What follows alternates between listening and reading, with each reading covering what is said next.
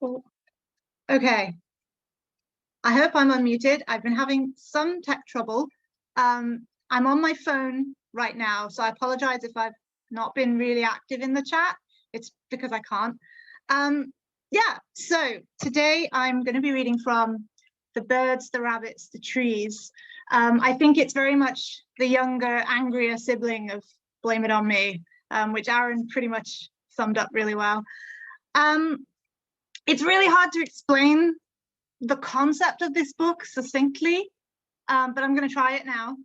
Essentially, it is 12 letter poems to my mum, who passed away when I was young, one for each month of the year. And the year in which they take place was during the final year of an abusive relationship that I was in. And it's taken a long time to even come to terms with the fact that that was what that was. It was an abusive situation. And so each month poem takes place in this very surreal, imagined landscape of the forest where I can reconnect with my mum again.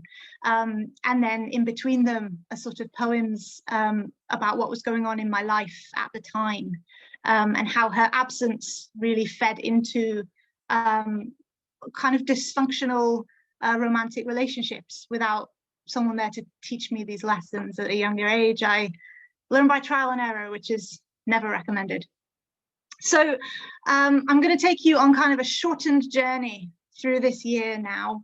And I am issuing a trigger warning at the start for profane language, themes of grief, loss, and abuse.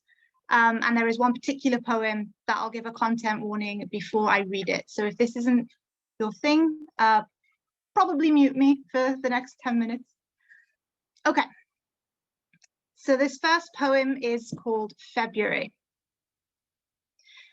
Dear Mum, the forest, night pouring over unearthed fingers, beaches reaching from shadows, a vision of your hair thrown back from cheeks, angled white quartz. Rabbits forage in my black peripheries, scattering as owls call to each other. Who are you? You are not here. My dreams grieve you. The unearthed forest, visions of white fingers, 17 years in black peripheries.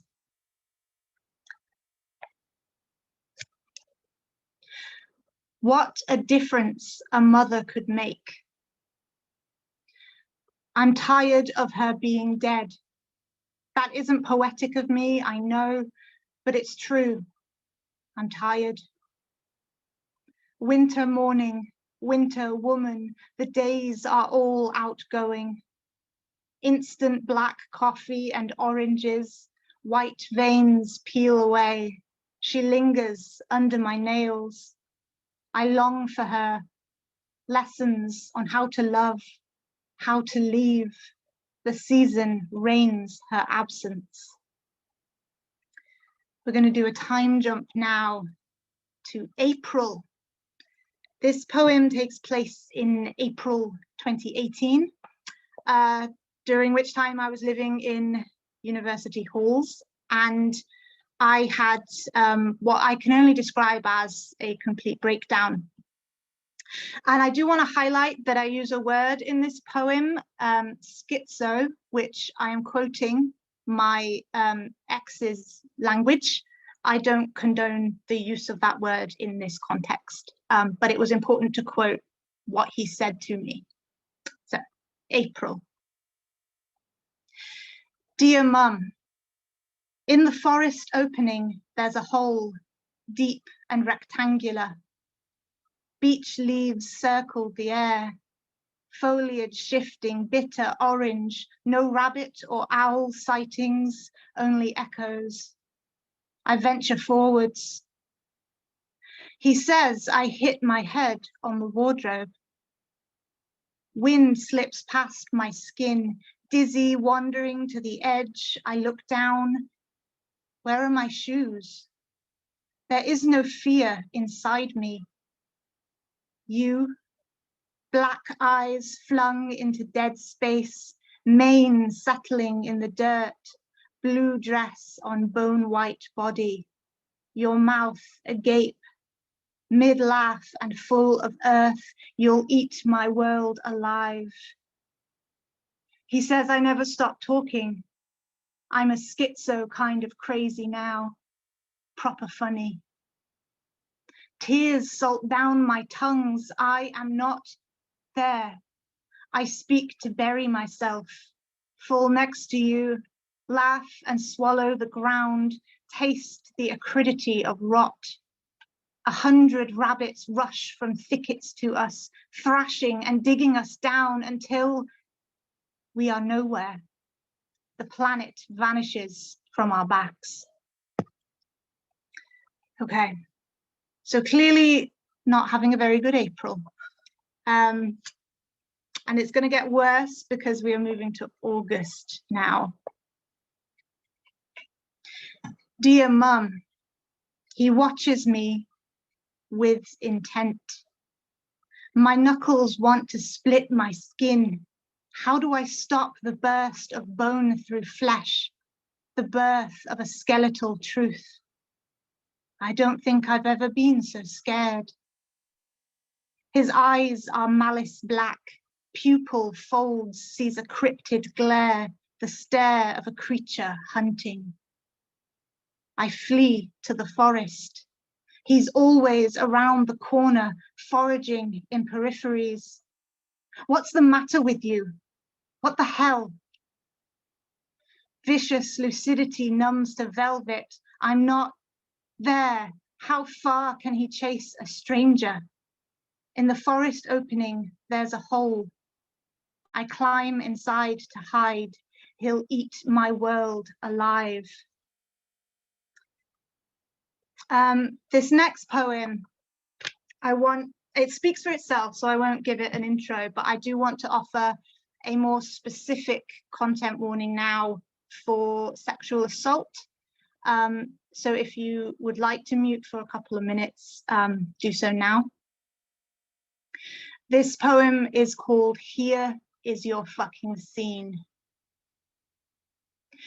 We were there for your friend's wedding when the best man groped me the night before. So I didn't behave like I should when I ran upstairs crying, because he was still your mate after all. Instead, I should have palm-heeled his nose into the back of his brain, sent shards into his skull until violence poured from nostrils. I should have called you the name I was thinking and spat in your black eyes, black like the coffee I drowned in the next morning because I stayed up until dawn in the black room, watching black shadows move against the black wall where I waited like a fly in the corner for him to return and eviscerate me, all legs and eyes, finishing what he started. I should have grabbed the beer bottle on the table and crowned him with the broken pieces of an unconscionable statistic, 1 in 5 women. And then I should have kicked him after he slumped to the floor, 6 feet closer to hell. So I didn't behave like I should when I shut myself in the bedroom while you yelled at me through the door for making a scene. Or all the next day when we went to the ceremony and you told me you loved me, that one day it would be us promising each other eternity. And the bride told me at the reception not to mind him because that's just what he's like. And that bitch at our table told me if I wasn't so passive, it wouldn't have happened. So I didn't behave like I should, but in my head, I nicked the cigarillos from your coat pocket, went outside to light one up, then set the whole building on fire too, waiting for sirens, for screams, for the blaze of my heart to die. Okay. This next poem, my penultimate poem, if I'm all right for time, this is an important part in the book because it's when I began to really realize that leaving was the only course of action. This poem is called The Phone Call. With his stupid, Bundy black eyes, Meg is saying through the phone, and I laugh because it's true. The carpet under my fingernails is grimy, glittery with the mucus of the slugs that come in through the hole behind the tumble dryer. That must be how my face looks, trails and stains and oils, the sluggish, viscous jelly of my nose. I never liked him, and I don't think I did either. Sometimes by the time you love someone, you forget to check. My lungs heave mildew and dust mites, blacken the back of my throat with mold, spore white on convulsing tonsils. It's true, I am overripe. My days come and go until I slip from slime to fluff to slime again, disease-riddled and poisonous. Pirate-looking motherfucker with his scurvy and his stench. I laugh and jump at the sound of myself, then jump again as he storms through the door, never having left in the first place, but squatting outside with his ear to the wood, waiting. It would be wrong of me to end there, because for however blistering this book is, it ultimately has a happy ending, because I am here and I am happy.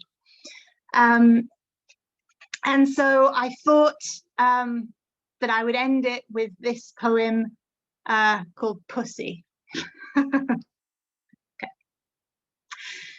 It's just another word you throw around because there is nothing so weak, so chicken shit to you as womanhood. Nothing like shrugging off the blood and glide of wet muscle to prove how much power you have, how the comparison of your mates to femininity is laughable, is worth only a cheap comment for a fist bump in the pub at all our expense. And these are only the women with vaginas, but truthfully, you hate the lot of us.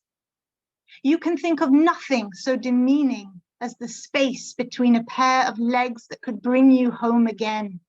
But anyone who isn't as rough as you, isn't armed with bark and cigars, cocksure in decay and sinking whiskey, well, they're a fucking pussy. But even so, it's you curled up on the sofa now, making one last plea, while I pack and know you don't know the meaning of the word. You couldn't begin to comprehend the strength of it. Thank you very much.